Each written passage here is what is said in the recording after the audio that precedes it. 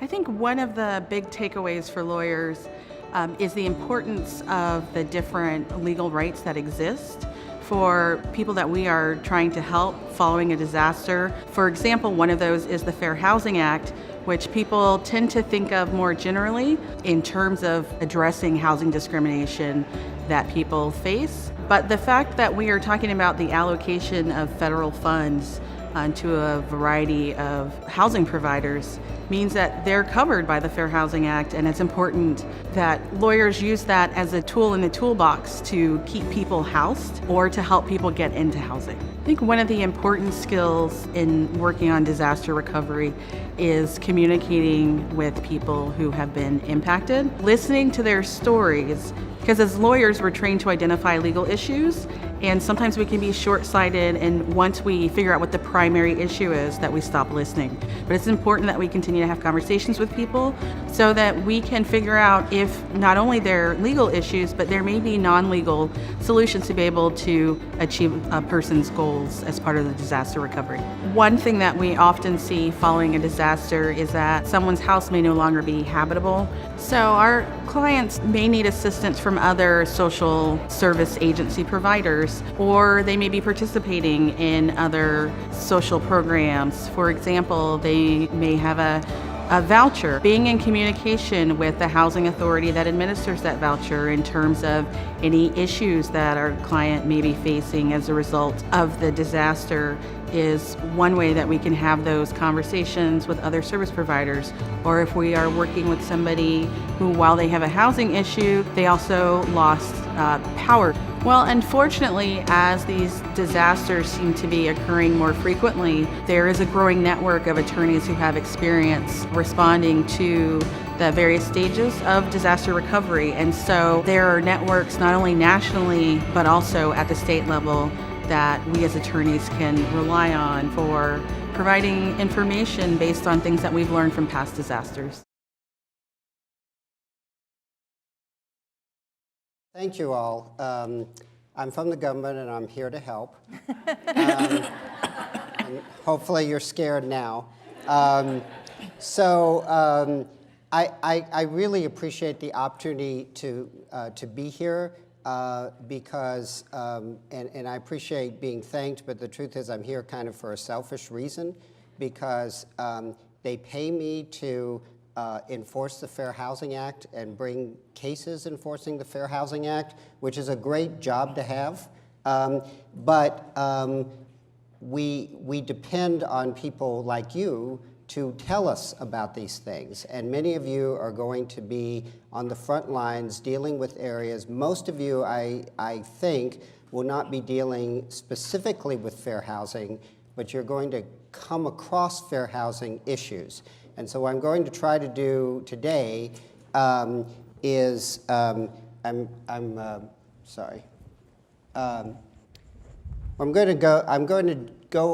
do a brief overview of the Fair Housing Act and the enforcement process, and then I'm going to talk a little bit more about our specific initiative right now on sexual harassment in housing, which is unfortunately something that I expect if any of you are doing direct services work with housing, with clients in housing, you will probably see some of that.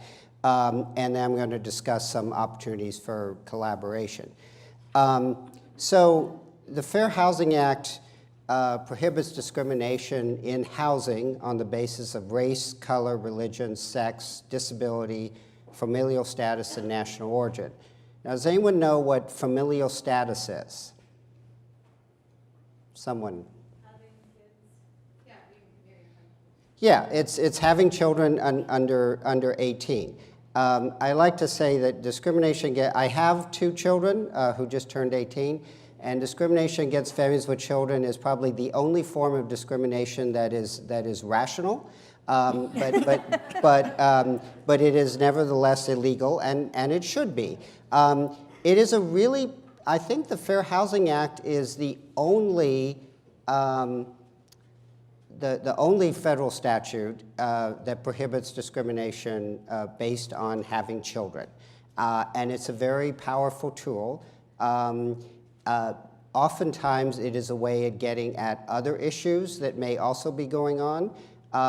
People often will not want to talk, if they have other motives, they're pretty good about hiding them, but they're often not so sophisticated about admitting that there are issues, that they have issues with children. Basically, that's the Fair Housing Act in a nutshell. So basically, for purposes of issue spotting, basically you have to have the Fair Housing Act prohibits discrimination in dwelling on the basis of these protected classes. So basically, you have to have a dwelling, you have to have some act of discrimination, and then you have to have an allegation that the discrimination is because of membership in a protected class. So dwelling is not that complicated. It's very broad. It's a very broad definition. It basically is any building, any structure, or any portion of it that is occupied or designed or intended for occupancy as a residence. It can be a vacant piece of land. If someone refuses to sell a piece of land that someone wants to build housing on it, even though there's no housing, that is a dwelling because it's intended for that purpose. Basically dwellings include the easy parts. They include houses and townhouses, apartments, condominiums, also student housing, dormitories, any housing for students. They may also include homeless shelters if the stays are long enough that it is basically the person's residence, and could include vacation timeshares in some circumstances. It generally does not cover hotels or other purely temporary places, although it may cover residential hotels if people are living in them long term. And then the acts of discrimination are relatively straightforward.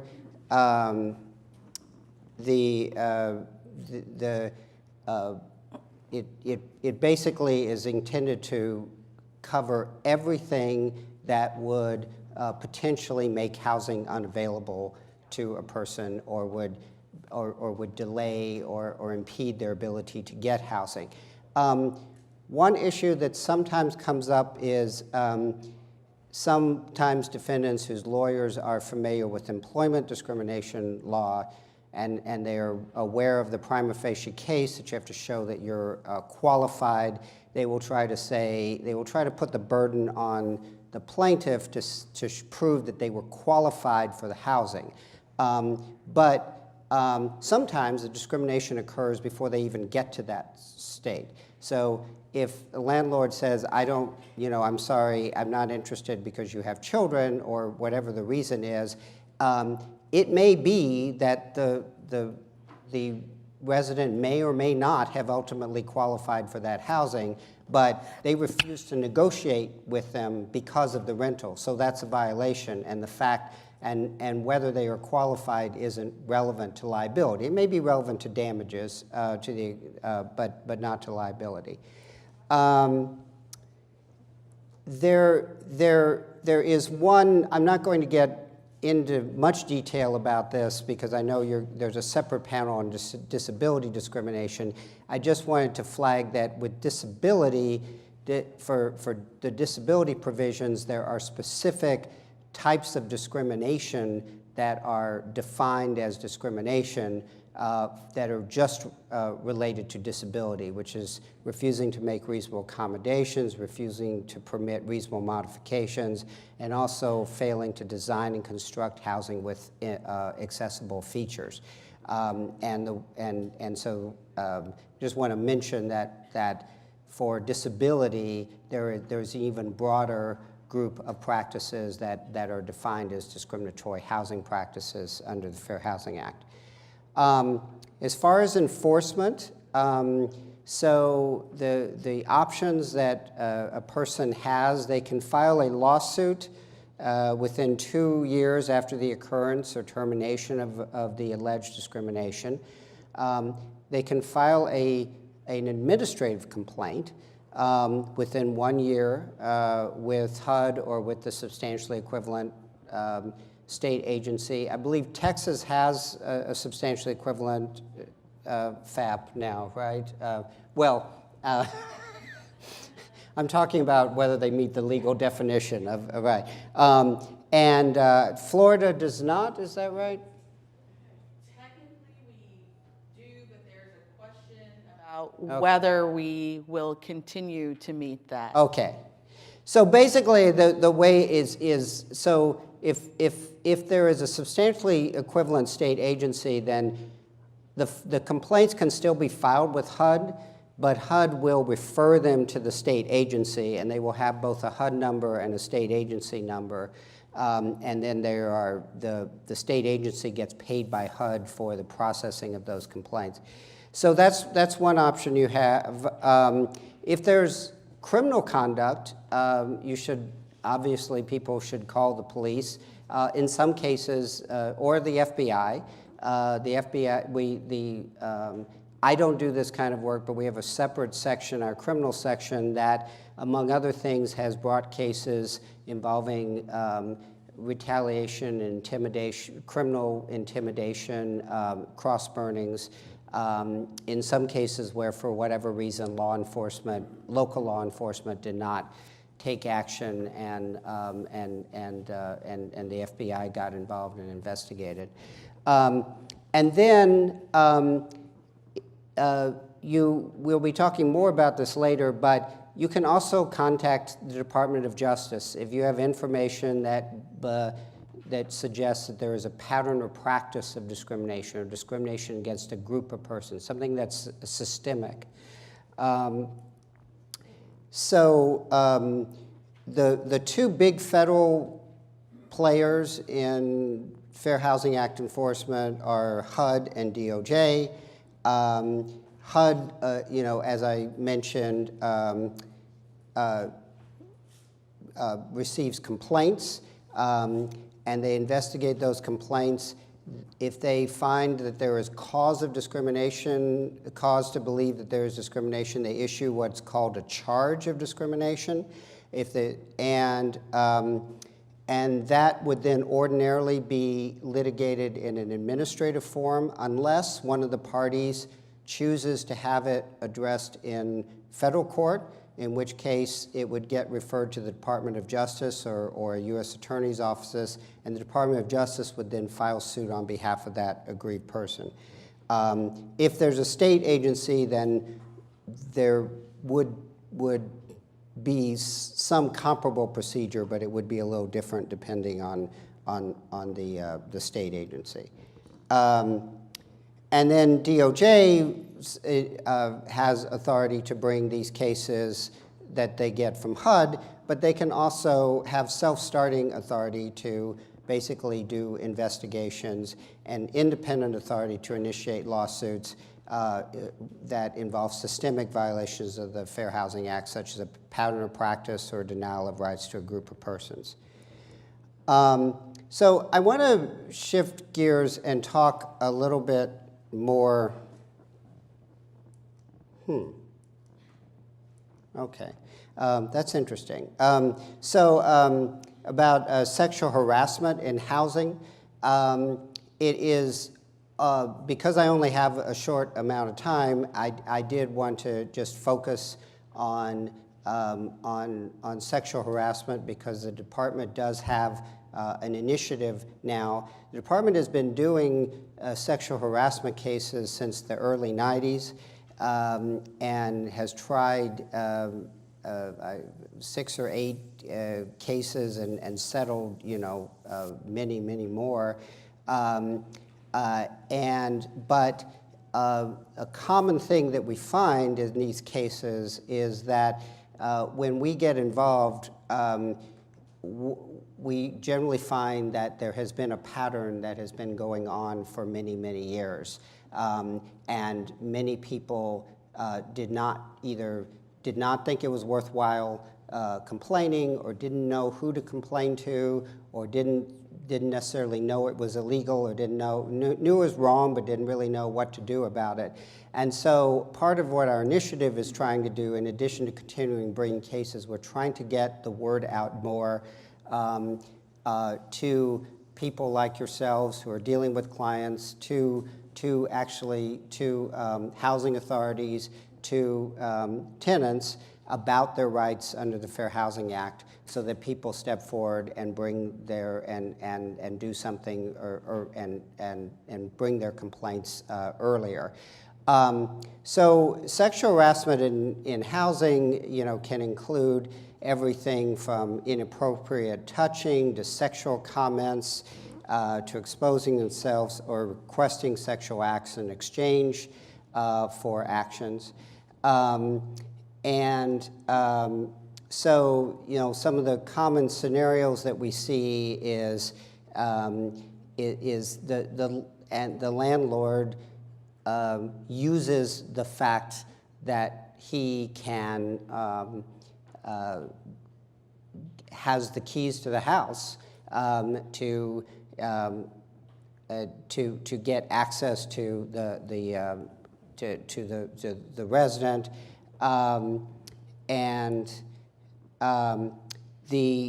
the defendants that can obviously include landlords, building managers, property managers, maintenance workers, maintenance workers, and the landlord can be responsible for the maintenance for the discrimination carried out by the maintenance worker, and housing authorities as well. And where sometimes housing authorities often are in a position where they have a lot of interactions with tenants, where the residents need to come to the housing authority for something, to move in, to get eligible for participation in the housing authority's programs. I had a case a couple years ago that settled last year where involving the Kansas City Housing Authority, where the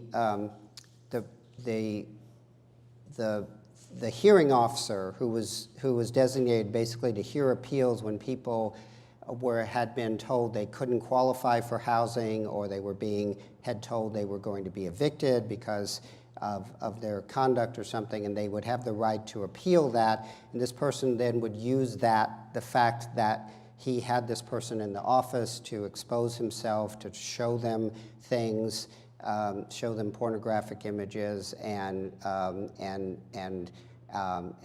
make advances on them. Basically telling them that if they allowed him to do this, then he would rule favorably on their appeal. I've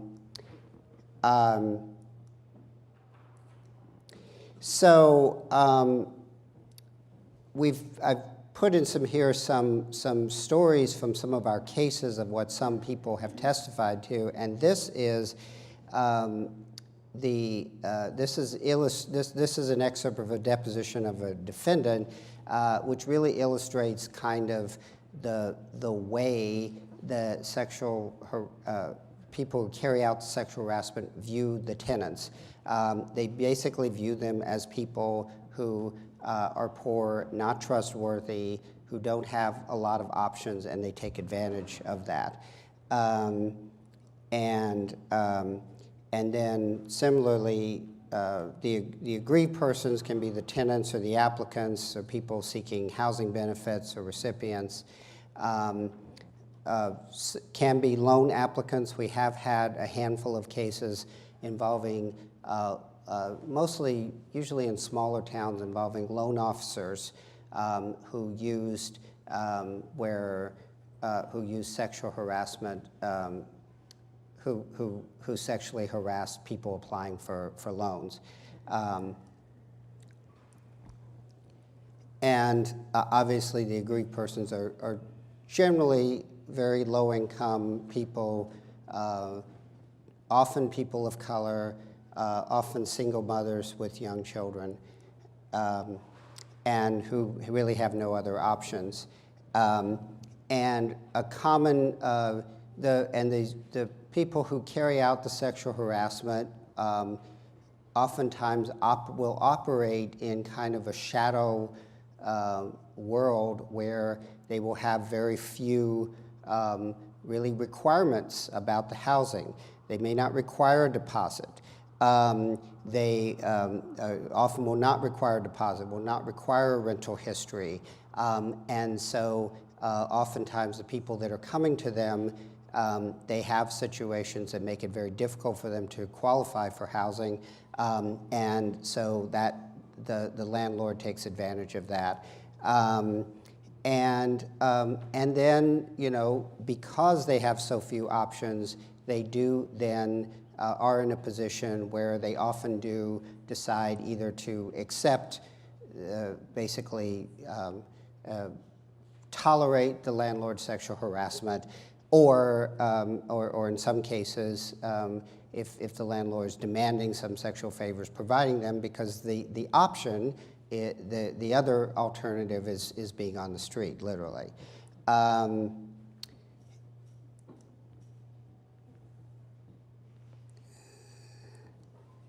So the legal framework for sexual harassment is there's basically two types that are commonly referred to as quid pro quo and hostile housing environment. There was a case about, I guess, 20 years ago now in the employment context, Farragher and Ellerth, where the Supreme Court tried to get rid of these terms because it said they were confusing, and they tried to distinguish it between that quid pro quo is basically discrimination in tangible benefits, and hostile environment is where it maybe doesn't have an effect on tangible benefits, but it necessarily, but it still changes the terms or conditions of employment. But the truth is, these terms have stuck. People use them, and so those are the way courts generally look at them. But basically, quid pro quo is an unwelcome request or demand to engage in sexual conduct in exchanges, and where either in exchange for the request or an implicit or explicit demand related to some tangible housing benefits. And there can be a claim here if just the threat is made. So if the threat is made and the person says no, and then they get evicted, or even if they acquiesce and being subjected to that, though, being told in order to stay here you have to do that, that's still a violation. And then there is a hostile housing environment where there may not necessarily be any tangible change in the person's housing benefits. They may not have been evicted, may not have threatened, may not have had their tenancy terminated, gotten a notice to quit, but the conduct is sufficiently severe or pervasive as to interfere with the use or enjoyment of a dwelling. So I'm not going to, I see I'm running out of time, and I want to leave time for the other panelists. I want to leave time for your questions. So as I said, we have launched this initiative to try to increase awareness about sexual harassment. There is a complaint portal on that's at the very end of my presentation, hopefully. Yeah, there it is. There is a website for the Civil Rights Division for the Sexual Harassment Initiative. You can also see the website for the Housing and Civil Enforcement section, which is where I work, which has contact information for us. So I look forward to your questions. We have brought a lot of the cases that I've talked to you about are cases, particularly in sexual harassment, are ones where they first came to our attention from a legal aid office like yours. And oftentimes you are not in a position to do that much about it, but you will see the pattern and alert us to it. So thank you very much. Thank you for your work, and I look forward to talking to you after this. Thank you. How many people have heard the term affirmatively furthering fair housing? Okay, good. The Fair Housing Act has a dual purpose. Anti-discrimination, which Tim very ably covered,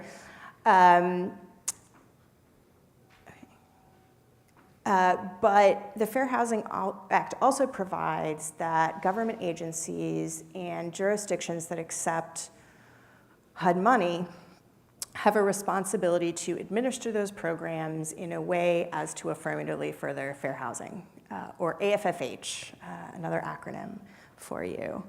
So really, I mean, the dual goals of the Fair Housing Act are anti-discrimination and integration. So what does affirmatively furthering fair housing mean? Affirmatively furthering fair housing also has a dual meaning. The goal is to overcome patterns of segregation and foster inclusive communities that don't restrict access to opportunity. But that means two things: replacing segregated living patterns with truly integrated and balanced living patterns, and transforming racially and ethnically concentrated areas of poverty into areas of opportunity. So there are two sides to this. One is integrating, and the other is investing in historically disinvested communities in order to make them areas of opportunity that will integrate. And I also want to note the duty to affirmatively further fair housing extends to all of a program participants' activities and programs. So not just programs that are funded with HUD money, not just programs that deal with housing, everything they do. Housing segregation is in everything. We talked yesterday a couple of times about systemic factors. Our clients don't have resources. Our clients live in geographically vulnerable areas. And there's a reason behind that. So we know that zip code is destiny. Where you are born predicts everything about your life, from how long you live, to your health outcomes, to your educational and economic outcomes. All of it is in segregation. Segregation, also includes makes possible things like differential policing, and the location of landfills and other undesirable land uses in communities of color.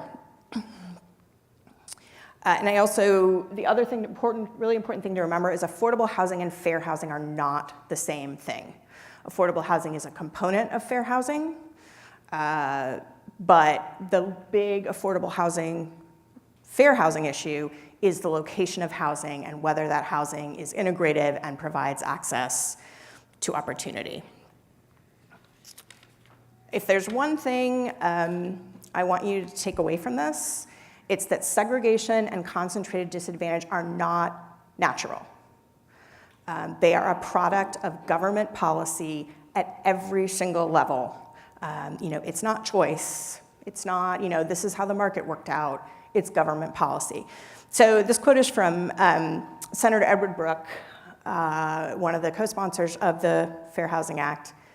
And he says, we make two general assertions that, there's widespread segregation, it's deeply embedded, and it's deeply embedded in a way that makes us think it's natural. And then that the prime, mover of segregation is the government, not just the federal government, but, nearly everything the government touches turns to segregation, and the government touches nearly everything. That's a great summary of it. So how has the government engineered segregation? So I'm going to try to run through the history of housing segregation in America in under 15 minutes. So we're going to see how that goes. We started with de jure segregation by law. When that is outlawed, that sort of transforms into racially explicit zoning, restrictive covenants on housing. You know, you cannot sell to anyone who is not white or Christian in a lot of cases. You know, you have city plans that designate, you know, in Austin's case, 1928 city plan designated a Negro district, and the city forced people of color to move there by cutting off utilities and public services unless they moved to this district. Public housing is segregated. In 1934, the Federal Housing Administration produced a map of communities telling people where was safe to invest. And shockingly, all white communities were the highest rated, and communities of color were the lowest rated. So this has driven public and private investment for years. You know, redlining continues, not only in lending, but in things like insurance, retail redlining. Denial of equal public services. You know, again, one of the things segregation does is put a target on communities of color. Lets people, you know, lets governments deny them equal public services, equal infrastructure, equal facilities. And, you know, we talked a little bit about geographic vulnerability to disaster. You know, here's a big player in that, not only in where, you know, the segregated communities were founded is the wrong word, but were placed originally, but in the lack of infrastructure. You know, the city of Houston annexed a lot of black neighborhoods in the 60s, and part of that annexation was supposed to be bringing the infrastructure up to standard. Over 80% of the open ditch drainage in Houston is in majority black or Hispanic neighborhoods, and about half of it doesn't function. You know, that their infrastructure was never brought up to standard. In the 60s, we also had urban renewal programs that were deliberately run through black neighborhoods and used to cut black neighborhoods off from the rest of the community, from access to opportunity. We have continued zoning and land use rules, you know, single family only,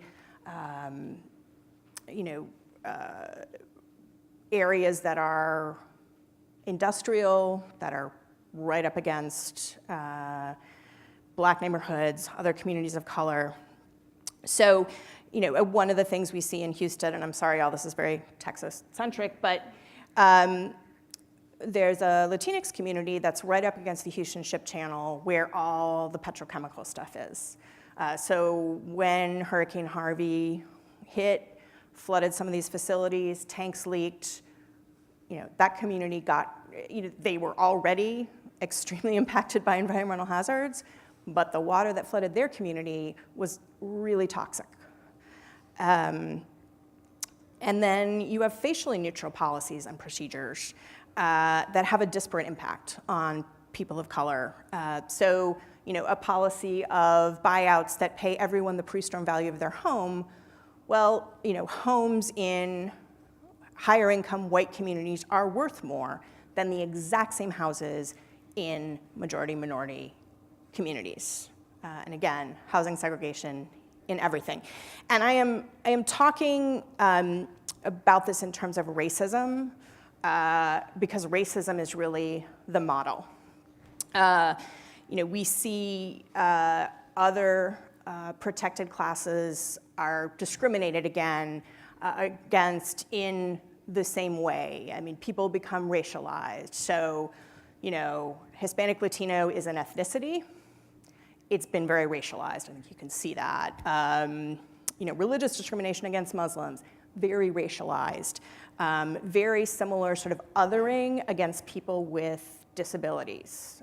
You know, kind of NIMBY resistance, not in my backyard, resistance to group homes for people with disabilities, much in the same way they resist, you know, housing that will probably contain people of color.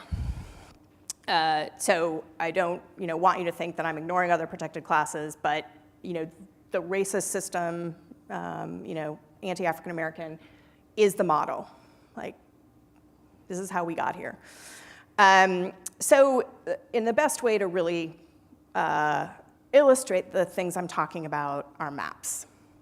So here is Dallas, Texas.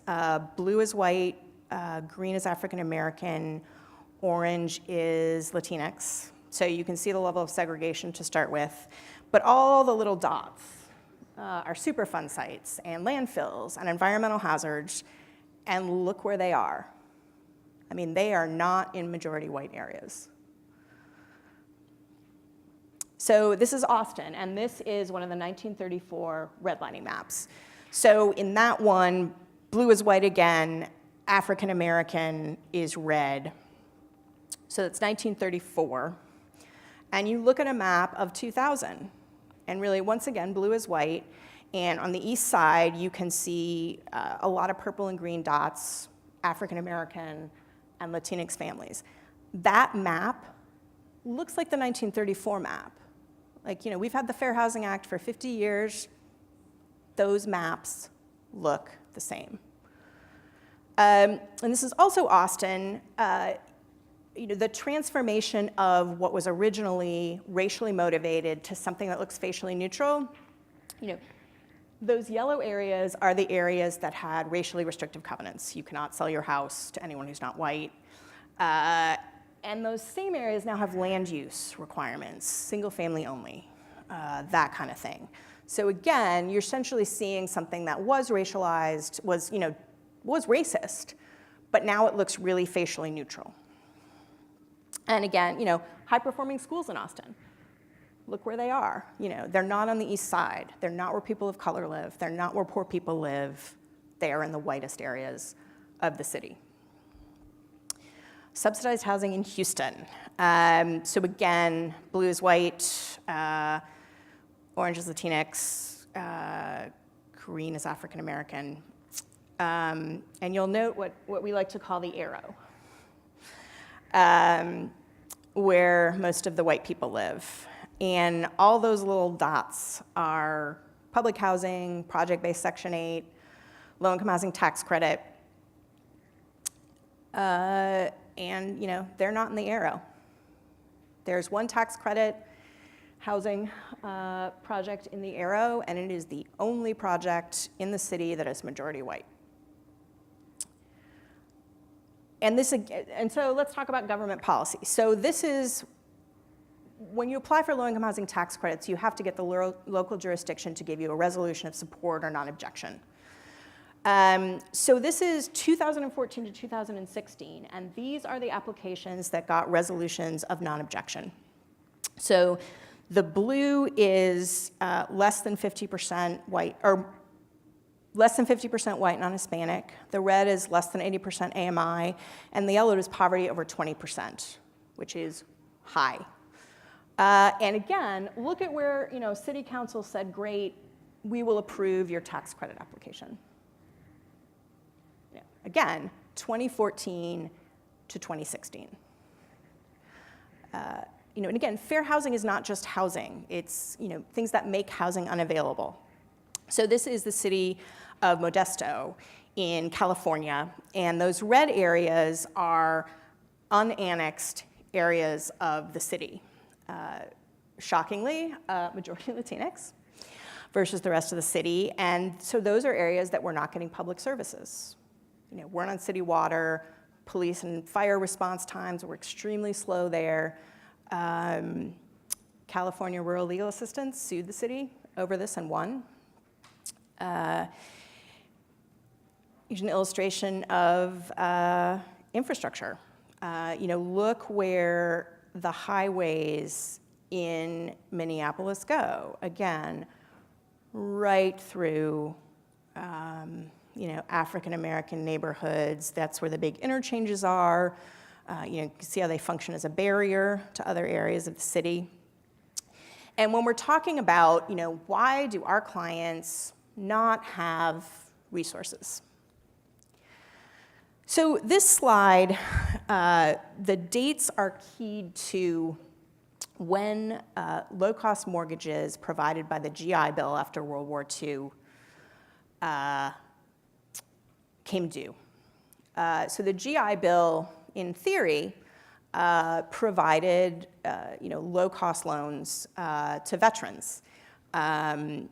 It's the bill that built the middle class, except that 99% of those loans went to white veterans. The people who fought in World War II were not 99% white, but the people who got those loans were 99% white. And the government also did things like say to developers who were building the new suburbs, in order for us to guarantee loans in your suburb, you have to build a white-only suburb. We're going to have a little bit of a conversation about how these cases are actually going to come into your office. Because most of the time, people are not going to walk in and say, I've been the victim of housing discrimination, please help me. So kind of pop quiz to review what Tim talked about in terms of the Federal Fair Housing Act. There are 7 protected classes. So we've talked just in the course of the day that we've spent together about different vulnerable populations that we are working with and that you all are anticipating working with as part of this disaster recovery. Are there populations that you will be serving that are included in those 7 protected classes of race, color, national origin, religion, sex, disability, and familial status? Yes. Yeah, okay. Can we just shout out what some of those populations are? Okay. I'm sorry, what was that? Latino, okay. Disabled. All right, people with disabilities? People with kids? Okay, I heard somebody say elderly populations, which we have a lot of those in Florida, and they may or may not be covered. They are definitely not explicitly a protected class under the Fair Housing Act. Are there other populations that you are working with or anticipate working with who may not be covered or not explicitly covered under the Federal Fair Housing Act? Okay, so people who are undocumented. There's not a specific protection. We'll talk about a little bit about how they may or may not be covered under some of the other protections based on the scenarios that you're seeing. Other populations? How are transgender persons? Okay, so LGBTI folks, that is another vulnerable population that we'll probably be working with, who are definitely not explicitly covered under the Federal Fair Housing Act. Anybody working with survivors of domestic violence? Okay, not explicitly covered under the Fair Housing Act. Actually, Nicole, can I jump in on the LGBTQIA question? There are a couple of federal... I'm going to get to those. Oh, okay. Sorry.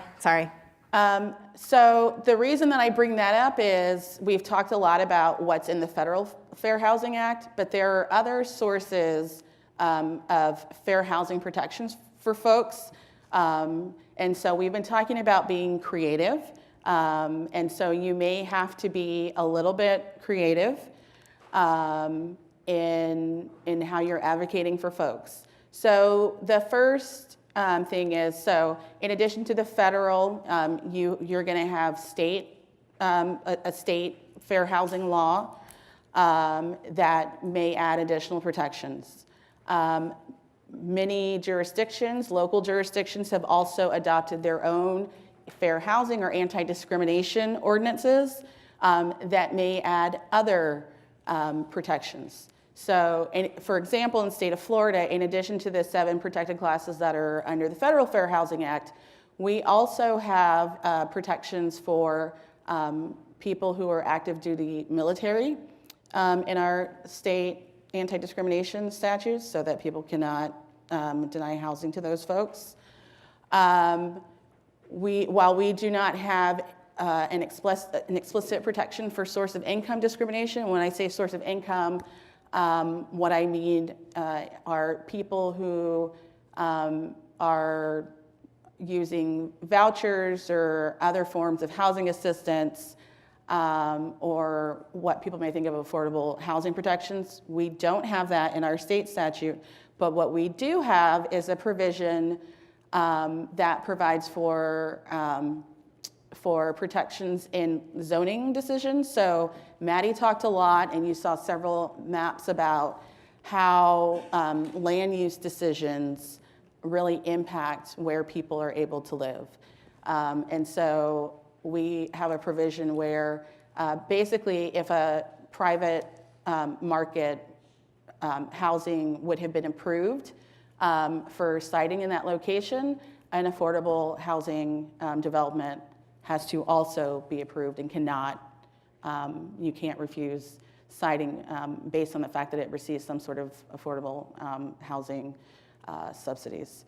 So that's very important in a state like Florida, where we basically are not doing anything on a state level, and we talked about politics to change what's covered in our fair housing statute, because we don't want to lose the state protections that we have. And so in some of our local ordinances, some of those vulnerable populations that we talked about that are not explicitly covered. So I said we don't have source of income in our state, but we do have several jurisdictions in South Florida, which is an area that was severely impacted by Hurricane Irma, where they do in fact have source of income discrimination provisions. So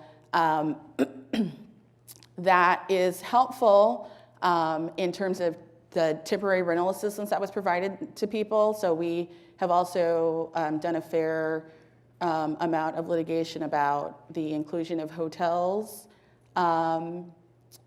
under state fair housing laws, mainly because of our lack of affordable housing.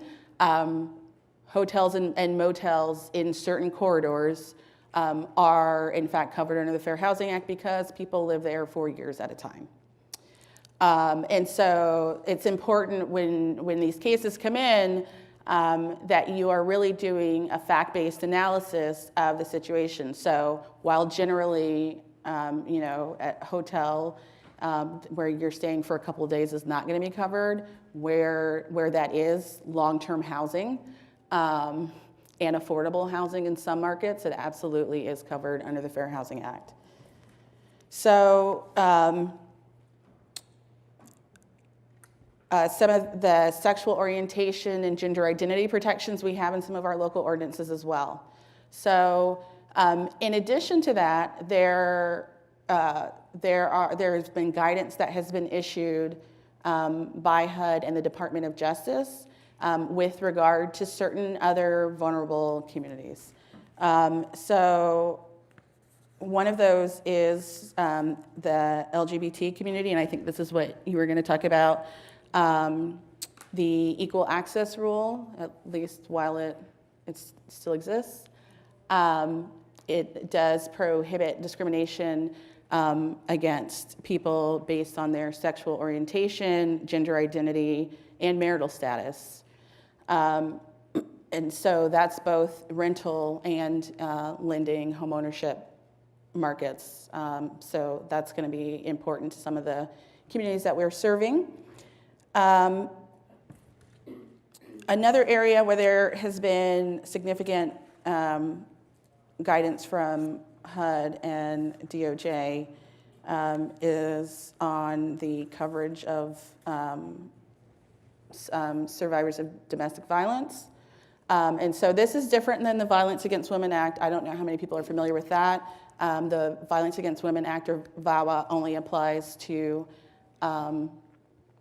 housing that is HUD subsidized, and there's a specific list of the types of affordable housing where it applies.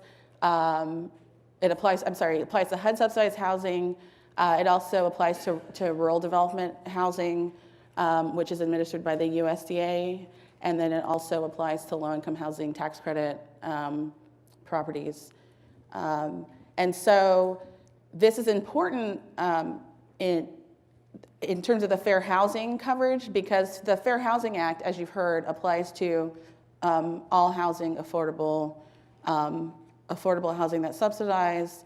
So, for example, when you have people who are going through CDBG, DR, through one of the housing programs that we talked about yesterday, whether that's through the home repair program. So all the funds associated with that are going to be covered. But we also talked about people who may, for one reason or another, not end up getting the benefits of those programs. And so in certain circumstances, the Fair Housing Act is still going to protect them in terms of trying to access other housing.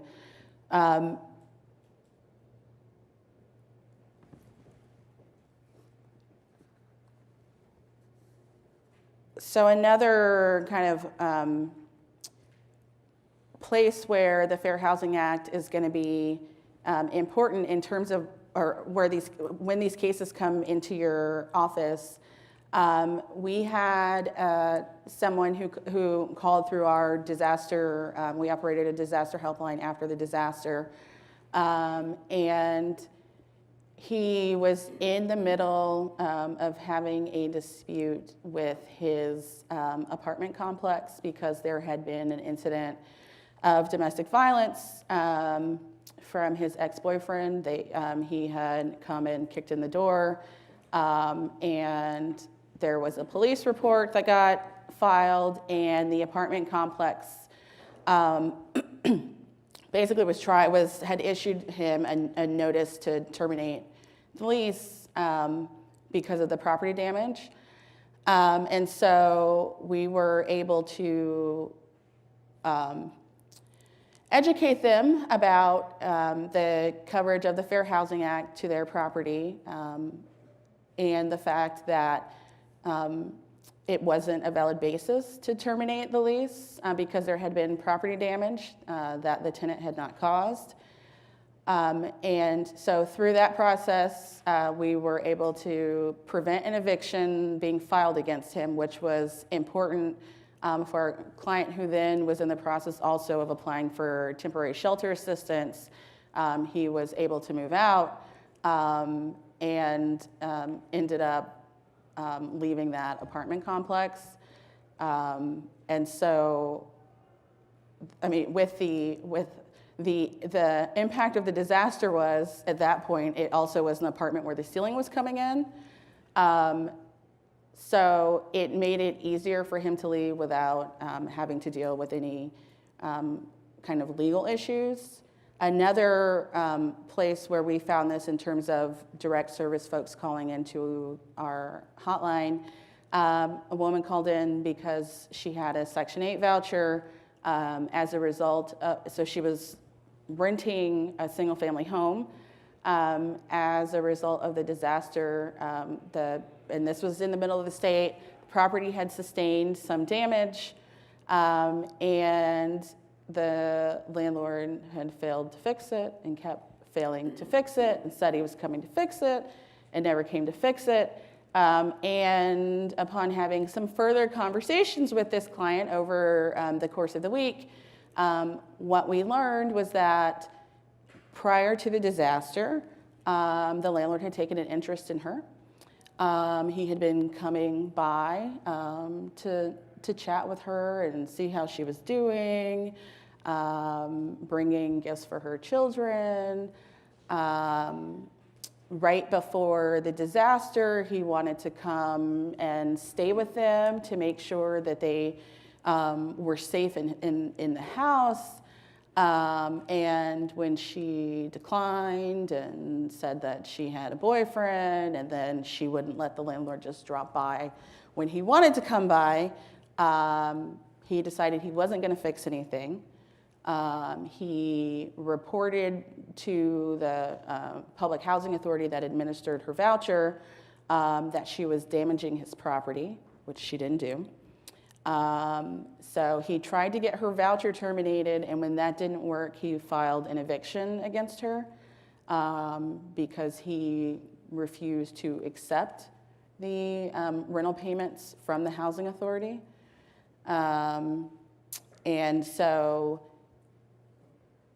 you know, once again, this did not walk in. She didn't say or have, she knew, and she said that she felt bad because she had been accepting kind of this nice treatment from the landlord, and so she didn't feel like there was anything that she could really do about it. So, I mean, you heard Tim talk about the fact that this is kind of an increase in behavior, and frankly, when we went to court, the landlord was so threatening that the bailiff asked, because we accompanied her to court, and the bailiff asked if we wanted to be escorted out of the courthouse because of the aggression that the landlord was displaying in court in front of a judge and armed officers. So, I mean, so the point is, in terms of these cases coming in to your office, you know, I used to always say they're not going to come in. Well, a few things. The majority of the cases that and issues that we were getting were related to people with support animals. So you'll hear more about that in the disability session. The race-based cases tended to be, in the past, it was not clear that that's what was going on, but as Maddie noted, we have seen an increase in explicit kind of race-based discrimination, whether that is people saying, you know, seeing somebody who has brown skin and saying, well, I don't rent to undocumented people, and making an assumption about whether somebody is or does or does not have legal status based on the color of their skin would be covered under both race and national origin. You know, in Florida, we have had a number of landlords and housing providers comment that they will not rent to Puerto Ricans because they're not Americans. So explicitly, I was having a conversation with some folks before the panel about you know, people saying things to people's children about go back where you came from. So those types of comments, in some respects, make it a lot easier for you to allege a fair housing claim. So I also talked about the fact in terms of enforcement. So while there is the court enforcement provision, I also just want to touch a little bit more on the administrative enforcement provision. So there is the HUD administrative process, but through your states as well as local jurisdictions, many of the local jurisdictions that have their own anti-discrimination or fair housing ordinances also have their own local enforcement provisions, so you should take a look at those. And some of the reasons for that are going to be the types of relief that's available to your clients and the timeliness in which you can get relief. So many of the administrative processes include a conciliation portion, and what that means is the investigator will talk to both sides to try to figure out if there can be an early resolution of the complaint. And we have found that in some of the local jurisdictions to be very effective. And remember, we talked about building relationships yesterday. So if your local jurisdiction is aware that that if you're filing complaints with them and they're aware that these types of activities are going on, and who is responsible for this type of discrimination, it may help you in terms of advocating about how allocation should be happening locally. The other enforcement kind of point is, Tim also talked about statute of limitations. So generally speaking, people have to exercise their right to fair housing pretty quickly. And so one of the benefits, and Tim can kind of talk more about this, well, let me say the exception to that is if it's ongoing violations, ongoing housing discrimination violations. But if you are identifying patterns and practices, and it's something that you can refer to the Department of Justice, and they are able to investigate that. They have some resolution options that you may not have in an individual case. So they can set up funds where people who may have lost their statute of limitation to file a complaint may be eligible for funds that are set up for DOJ in one of these impact cases.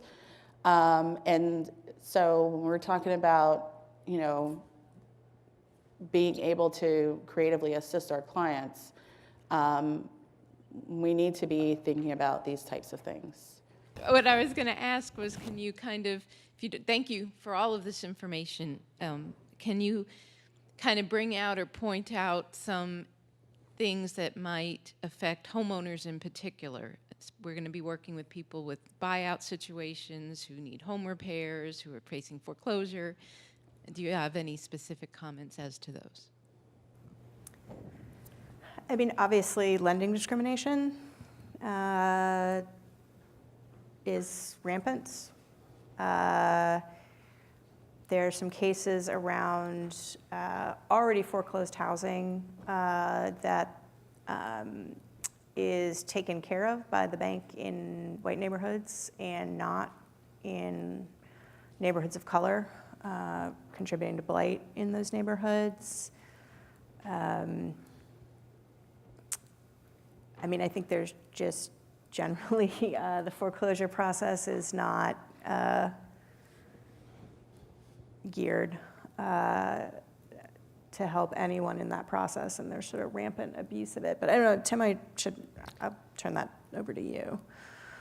Yeah, I'm not sure I have much helpful without knowing some of the circumstances. I mean, I do try to keep up on, the cases in the Fair Housing Act cases, and it's kind of dropped off. But for a while, basically, like every month, there would be 2 or 3 cases in which someone was trying to stop a foreclosure, and among the very defenses, they would throw in the Fair Housing Act as one of the defenses, and it almost never was successful. That's that. I'm not sure I have much more help there. I do think that what the DOJ did quite a lot of work on in the last administration. In the wake of the foreclosure crisis was really focusing on fair lending, on bringing enforcement actions on behalf of people who had been victims of some of the predatory lending, and on cracking down on redlining, which is where banks basically refuse to try to avoid doing business in predominantly minority areas, and we just settled one of those cases in Minnesota called Kleinbank last month or a couple months ago. So that there is still that work, and but I'm not sure about the foreclosure. What exactly how we can help there. One other area that I would add is how, to the extent that code enforcement is being used, especially on properties that are in foreclosure, is it only being used in certain neighborhoods? So that's another area.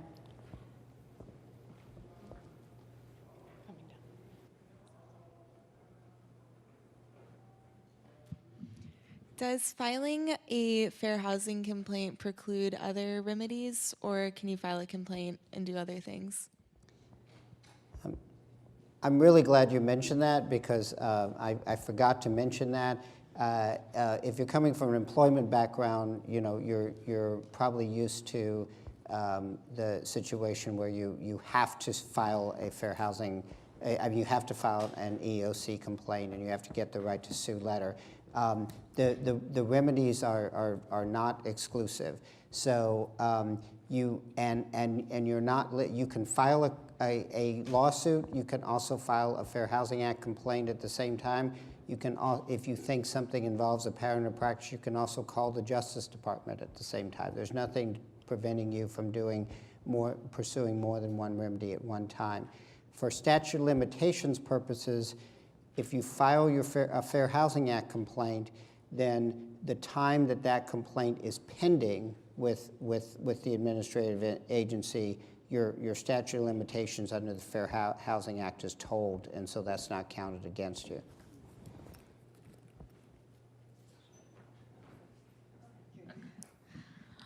In the context of urban development and gentrification, what patterns of discrimination are you seeing in these new developments of what used to be low-income or communities of color, and now they're not? Like, what new patterns are you seeing?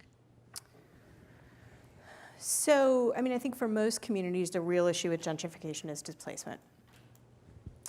So things to look for are, a historically disinvested community that's suddenly getting a lot of government investment as it's starting to gentrify. And I think so public advocates in San Francisco and Mercedes have done a lot of work in framing some of the civil rights issues, including diluting votes, some voting rights issues. But a lot of it is, what are the government policies that are encouraging that? So, and it gets a little bit complicated, but, are we thinking about rebuilding public and affordable housing in gentrifying neighborhoods to preserve it?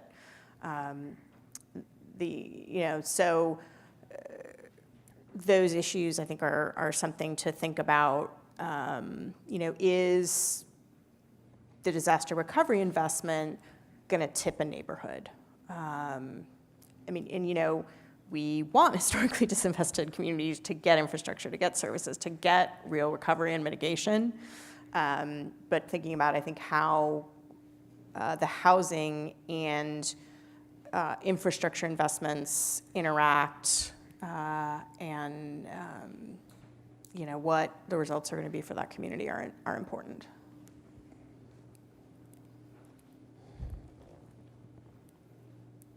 Thank you. I was wondering if the Fair Housing Act provides any protections for people, families where there's criminal histories. So, when they're applying to rent, I think people are, may be denied an apartment because of a criminal history, and then they're struggling, people who were incarcerated, to find housing. So, technically, no. But there is a great memo out of HUD laying out essentially the case for disparate impact because, mass incarceration, over-policing, those policies often have a really disparate impact, particularly on men of color. There also, there's an ongoing case, I think, in New Jersey right now over this. But this is not only criminal records. Some landlords will look at if you've ever been arrested. They will go as far as that. So, but that's really, I think, disparate impact case, and you're going to want to look at that, at showing that. But, and I will add to that, this is where we go back to the times that we're in, and sometimes people will just tell you. So sometimes that it is a proxy for race, and you will, and one way to find that out, so there are HUD funds, agencies throughout the country to do fair housing work, including testing, which is essentially mystery shopping for housing discrimination. And so if you think that may be the case, if you contact the FIP, the Fair Housing Initiatives Program grantee in your area, they can go in and find out, and we've had success with that for the reasons that Maddie's saying. You know, technically it's not a protected class, but if you send in testers, black tester and white tester with similar criminal histories, and they get treated differently, then you know at that point that it's a proxy for race, and you can file a complaint. Yeah, I just wanted to follow up on that you can obviously attack those policies using a disparate impact theory, but I am always skeptical when someone says, like, you know, oh, the landlord's policy is to do that. You know, what the landlord says their policy is, that's just marketing. What they do is actually what their policy is. And we have had lots of testing cases in which the landlord will say to the black tester very convincingly, I'm sorry, you know, we have we do this strict, you have to tell me what your criminal history, my boss won't even look at this. And then the white person comes in and they said, oh yeah, don't worry about that. That's just, I just do that to keep people out. You know, so just because they say that is what they're doing doesn't mean that is necessarily what they're doing.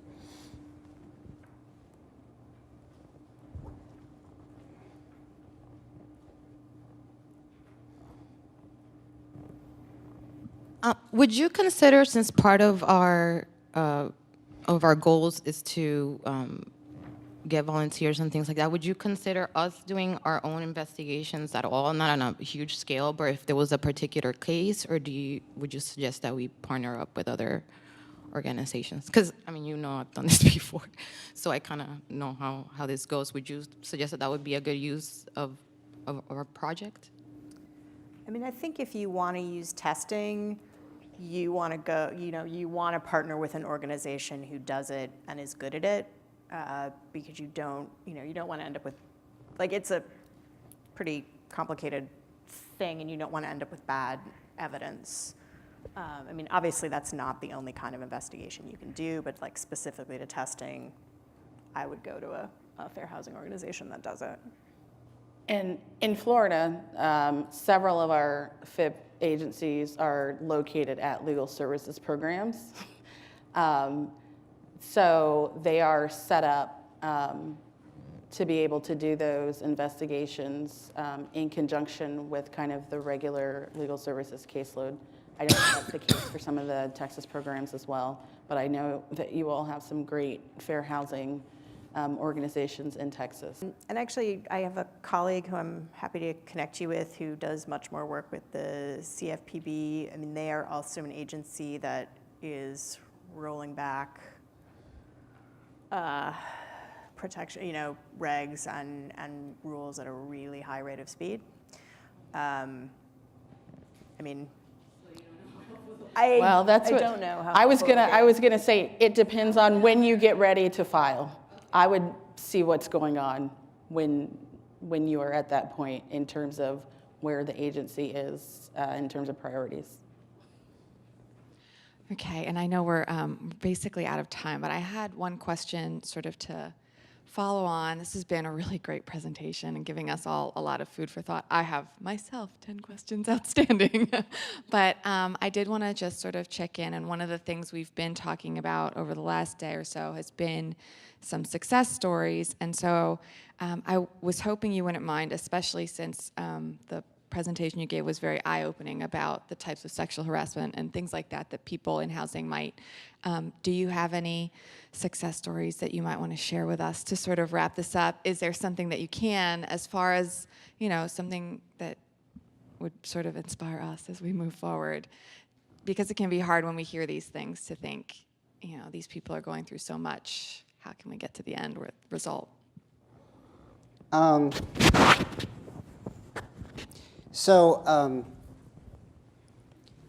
guess I will give you one. I'll say two things. One is we had, as part of our sexual harassment initiative recently, we did a video where we brought in some people who had been affected, who had been aggrieved persons in our cases, and interviewed them about their experiences. And it was really heartwarming to hear like their stories and them telling basically about how much, you know, our involvement meant to them. Not because we did anything that great, but because, you know, we listened to them, and they had really thought that no one would listen to them. And they were just, you know, I mean, it's actually kind of embarrassing watching it because it looks like they are just like, you know, like saying what we want them to say, but they're not. You know, they're just, you know, they just are so, you know, interested. The other example I would give is a number of years ago, I worked on a case involving Donald Sterling, who I assume you know is the former owner of the LA Clippers, and it came out about 4 years ago that he wound up having to resign when this tape came out of him talking to his girlfriend and saying very racist things. But I had known all that years before when we had sued him for housing discrimination. And the lesson I learned from it is, you know, ultimately, you know, to use a cliche, the arc of justice is long, but it bends toward justice. Eventually, people do get what they deserve. So it was rather, I mean, one way of looking at it cynically is, you know, what ultimately brought him down. I had seen, you know, years of him basically, you know, buying properties, driving out Hispanics and blacks, African Americans, and others for no good reason, to populate his apartments with people that he thought would be better would be more of his ideal tenants, which was Asian Americans or whites, and all these awful things he had done, and yet what brought him down was basically bragging to his girlfriend about how he didn't like her associating with Magic Johnson. It's like, really? You know, that's what does it? But it happened. So, and so the work is rewarding. Most of the time, it's not going to end up in the national news, but it is very rewarding. And when you get compensation for someone, or when you get a big settlement that, you know, requires them to change their practices, you really are helping people, and you just have to keep doing it.